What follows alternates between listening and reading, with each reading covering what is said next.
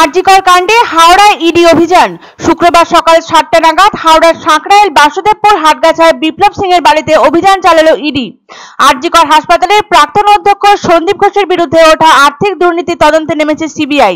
ইতিমধ্যে সিবিআই গ্রেপ্তার করেছে সন্দীপ ঘোষকে, পাশাপাশি গ্রেপ্তার করা হয়েছে বিপ্লব সিংকেও। শুক্রবার পুনরায় তার বাড়িতে তদন্তে নামলেন ইডি।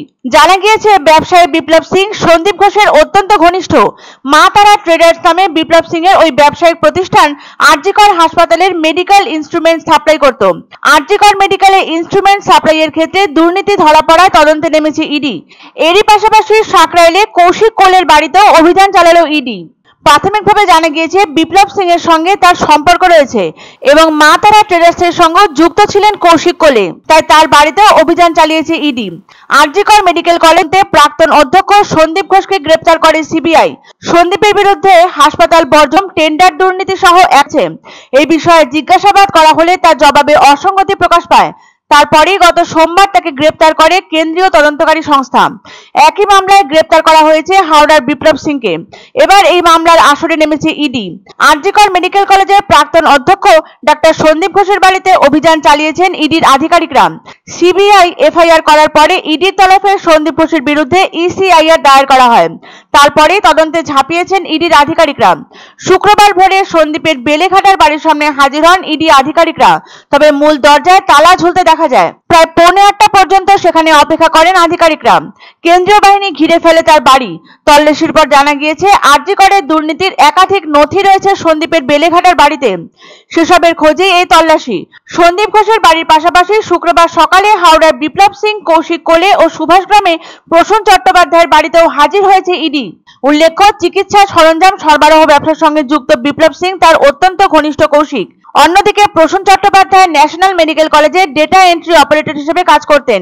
তিনিও সন্দীপ ঘনিষ্ঠ বলেই পরিচিত। উল্লেখ্য, সম্প্রতি আরজিকর মেডিকেল কলেজের সেমিনার হলে যে ভিডিও ভাইরাল হয়েছিল, সেই ভিডিওয় দেখা গিয়েছিল প্রসূনকেও। প্রসূন নিজেকে সন্দীপের পিএ বলে দাবি করতেন।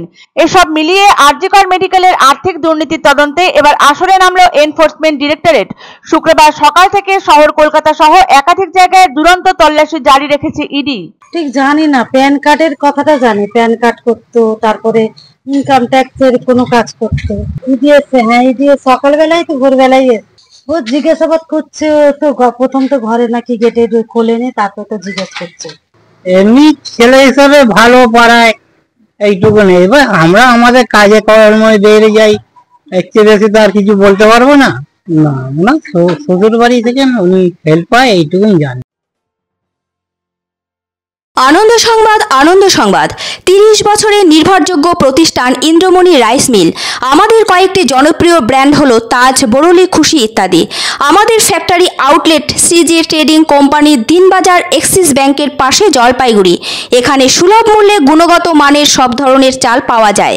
Phone number 9547029475। এক অন্য অনুভূতির স্পর্শ পাওয়া যায় রয়কো ব্র্যান্ডের গেঞ্জি ও জাঙ্গিয়ায়। তাই ছোট বড় সবার পছন্দ রয়কো গেঞ্জি ও জাঙ্গিয়া।